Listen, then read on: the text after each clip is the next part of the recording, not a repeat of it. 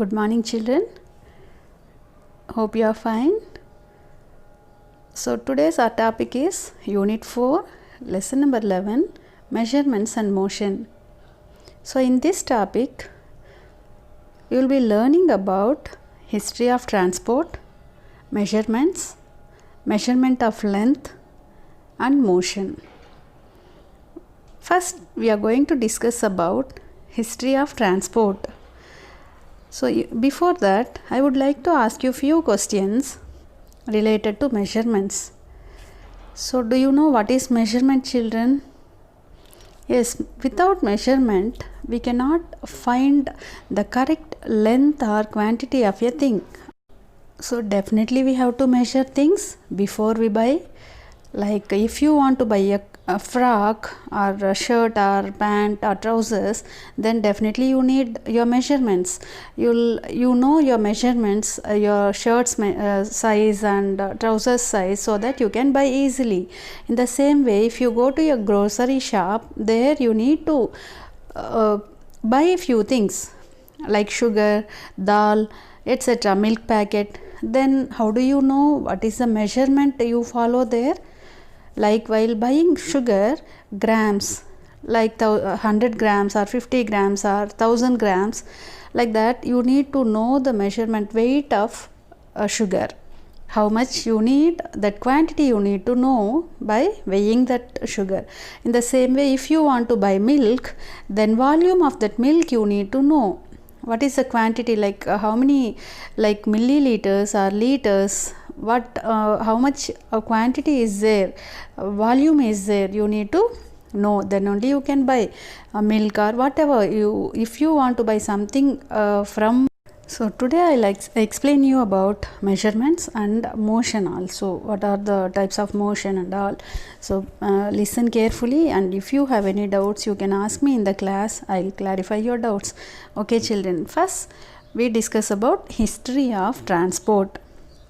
Okay, so you know that earlier our ancient people, they do not have a kind of transport like many transport systems we have today, waterways, airways and landways, and many vehicles we have to move, to go from one place to another and to carry loads from one place to another. But in those days, in earlier days, they did not have transport system like this. So how did they have, like how did they go from one place to another? People traveled on foot from one place to another over land. They used simple boats to travel down waterways such as rivers. Riding on the backs of animals such as donkeys, horses and camels was a milestone in history of transport, so that they came to know that we can take the help of animals to move from one place to another. It helped people travel faster and cover longer distances on land. As trading grew, transportation of goods became important. So they have to send those goods, materials from one place to another, from one country to another country, one state to another state, one town to next town. So in the beginning, people carried loads of goods on their backs. So later, animals were used to carry the load. Invention of wheel caused a revolution in transport. Carts with wheels were much easier to pull and larger loads could be carried faster. Here I prepared a chart. You can understand easily how they have developed, they developed their transport system. So initially, in earlier days, they used to walk short distances. They could not walk for a longer distances. After that, they used animals and boats to move from one place to another, and boats in waterways and animals on land they used. After that, they could travel for longer distances with short period, carry the load. They used to carry loads also. After the invention of wheels, they could carry heavy loads for longer distances. It was the main and important milestone in history of transport, children. Invention of wheel was a milestone in history of transport, so that they could carry faster and easier without any burden. Yes, so after that they have invented steam engines. With the help of steam engines, they used these steam engines in railroads and ships and wagons. So they used these steam engines, and they could travel, and they could carry things easily. After inventing steam engines, they have invented diesel and petrol engines, so that it was very easy, and it is easy now to travel from one place to another, to send and to get goods very easy and fast we can get. And now solar power vehicles also they have invented, and they have started space travel also. They are moving to the space, not only on the land and in water, they are traveling to the space also. So you can understand now, from the beginning to the end till today, we don't know how far it works in future. In future you may invent so many things like that. So children, this is about transportation, history of transport from ancient people to till today. Now you can see those pictures from in ancient days, how they used to walk and carry their heavy loads, and till today you can see the pictures, so that you can understand how they have developed. And we are enjoying our transport system today in either waterways or roadways or airways. We are enjoying today because of our scientists. They have invented many things, so that we are happy now. Now coming to the measurement. Here in measurement, so if we travel from one place to another, definitely we may need to know the distance for several reasons. For instance, depending on how far your school is from your home, then if you know the distance, based on that you can select the suitable mode of transport. So it is necessary to know the distance from one place to another. So for this we need to measure. What is measurement? Measurement is the process of finding the length, size or quantity of a substance. When we talk of measurement, we have to think of two things: the measuring instrument and how to represent the measurement. So here ruler and measuring tape are the common instruments used to measure length. When we represent length, say 8 centimeters, 15 kilometers, etc., you will notice that the representation of length has two parts: a number 8 or 15 followed by a unit, centimeter or kilometer. So what is a unit? A unit is a fixed quantity with respect to which a physical quantity is measured. For example, here you can see like a handspan, cubit, fathom. These are all not reliable measurements. I'll tell you how can we measure in a standard unit. So before that I would like to explain, in earlier days they used to measure with these hand or foot measurements. They used to they used to follow. So handspan, what is handspan, children? You can see in this picture, handspan is the distance between the tip of the thumb and the tip of the little finger of a fully stretched hand. First one you can see. So this is handspan, first picture. And next one, cubit. Cubit is the distance between the tip of the middle finger out and the elbow. Next, fathom. Fathom is the length of outstretched arms. You can see these three pictures are foot also. Fathom is described by outstretched hands or outstretched foot. Okay children, so that you can understand the measurements. But these are all not reliable. It is differ from one person to another person. If you take a child and an elder person, it differs. So definitely they are not. So handspan is the distance between the tip of the thumb and the tip of the little finger of a fully stretched hand. In the same way, foot span is the distance between the tip of the foot span is nothing but the distance between the outstretched foot. And now fathom is the length of the outstretched arms. Children, this is about these are the ancient units of measurements, but these are all are not reliable.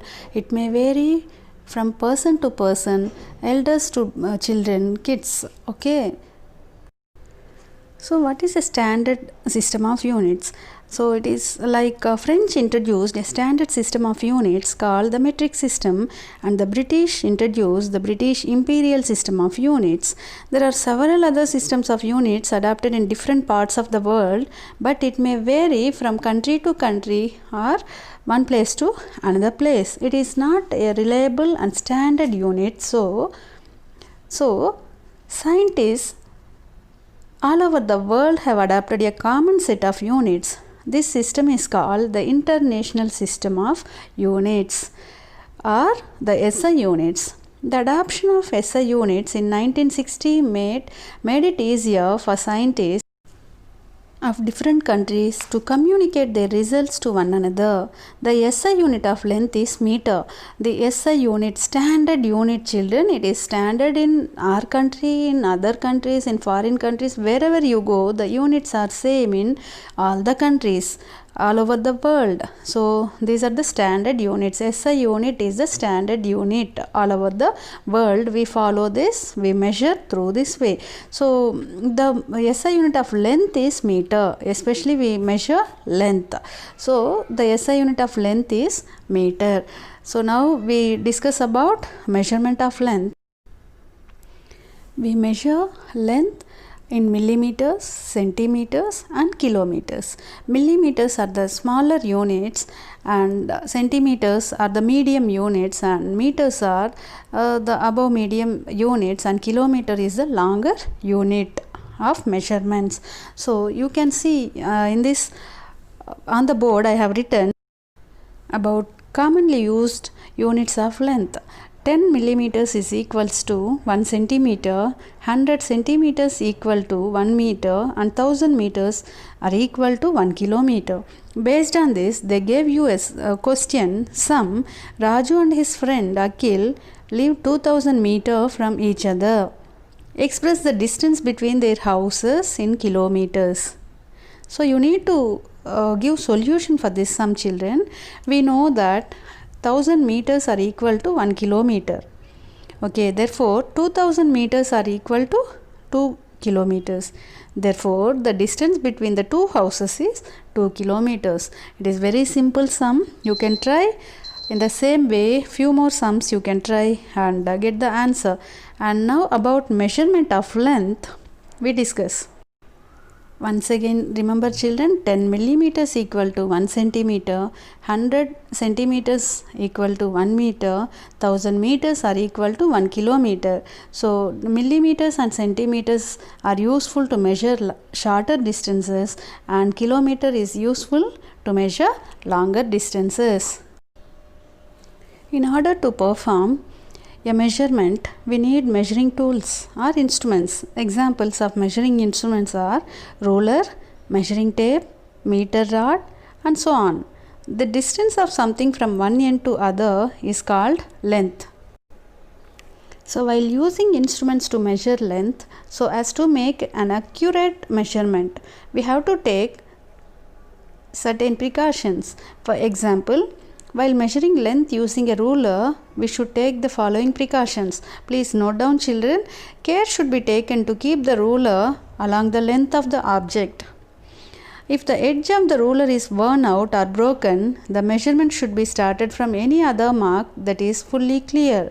For example, if you measure from 2 centimeter mark to the 7 centimeter mark, the length is 5 centimeters because you need to minus 2 centimeters from 7 centimeters, so you get 5 centimeters. So in this way you have to third point is eye should be exactly above the point where the measurement is to be taken. If your eyes are at different positions, you might get wrong readings. So these are the three important points you need to remember whenever you want to take measurements. First one is you need to put the ruler along the length of the object, children. Once you can check in your textbook page number 146, that picture you can see, it is very clear. So should keep the ruler along the length of the object, and the edges must be clear and the number must be clear in the measuring scale, and eyes should be exactly above the point where the measurement is to be taken. These are the three important points you need to learn, you need to remember whenever you measure with the help of a measuring scale. Now second one is using a divider to measure length. In this you have to remember 2 points, children. First one is the divider is placed such that each tip is at the points A and B. And the second point is, then without disturbing the divider, the distance between the 2 points is measured with a ruler. You have to take a ruler also along with divider to measure the length. Look at the picture. So you need to measure A and B points. You have to put points and then measure the length of that object, and then with the help of divider, without moving the divider, take a ruler and measure with the help of this divider. The length of a curved line can be measured using a string. The string is placed along the curved line and its ends are marked on the string. The length of the string between the marked points is measured with a ruler. You can see in that picture, page number 147, you can understand it. Now coming to the topic motion. What is motion, children? Any object that moves is said to be in motion, movement. Okay, when we say an object is moving, it is always with respect to another object. For example, when we say a vehicle is moving on a road, it is moving with the respect to the trees and poles on the road, which are not moving. Trees and poles are not moving, but the vehicle is moving on the road. So then only you can compare with those plants and trees, then you can say that this vehicle is moving. So this is about motion, children.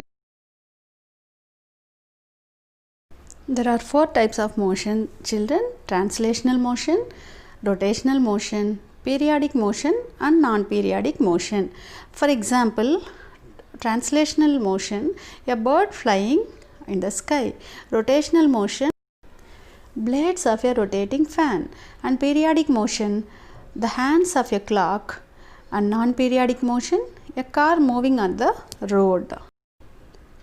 Now we discuss about translational motion, a type of motion in which all parts of an object move the same distance in a given time is called translational motion. Examples: vehicles moving on a road, a child going down a slide, and a bird flying in the sky. You can see while a vehicle moving on a road, it moves, all parts of the vehicle moves in the same way. If you slide on a slider, then all parts of our body moves in the same way. A bird flying in the sky moves all parts of its body. This is about translational motion. Now coming to the topic rotational motion, when an object moves about an axis and different parts of it move by different distances in a given interval of time, it is said to be in rotational motion. Examples of objects undergoing rotational motion are blades of a rotating fan, merry-go-round, and blades of a windmill. When an object undergoes rotational motion, all its parts do not move the same distance in a given interval of time. For example, the outer portion of the blades of a windmill move a longer distance than the portion closer to the center. Now about periodic motion, a type of motion that repeats itself after equal intervals of time is called periodic motion. Examples of objects undergoing periodic motion are the to and fro motion of a pendulum. You can see in the picture the earth rotating on its axis, the hands of a clock, the blades of a rotating electric fan, and the plucked string of a guitar. These are all the examples for periodic motion. They move in equal intervals of time. So this is about periodic motion. Now coming to the topic non-periodic motion, a motion that does not repeat itself at regular intervals of or motion that does not repeat itself at all is called non-periodic motion. Once again I repeat, a motion that does not repeat itself at regular intervals or a motion that does not repeat itself at all is called non-periodic motion. Examples of non-periodic motion are a car moving on a road, a bird gliding across the sky, and children playing in a park. In everyday life, we observe more than one type of motion, such as birds gliding across the sky. It is translational and non periodic motion, and rotation of the earth on its axis. It is rotational and periodic motion. So children, I hope you are clear with the topic what we have discussed today. If you have any doubts regarding this topic, please ask me in the class. I'll clarify your doubts. Thank you children. Take care. Bye bye.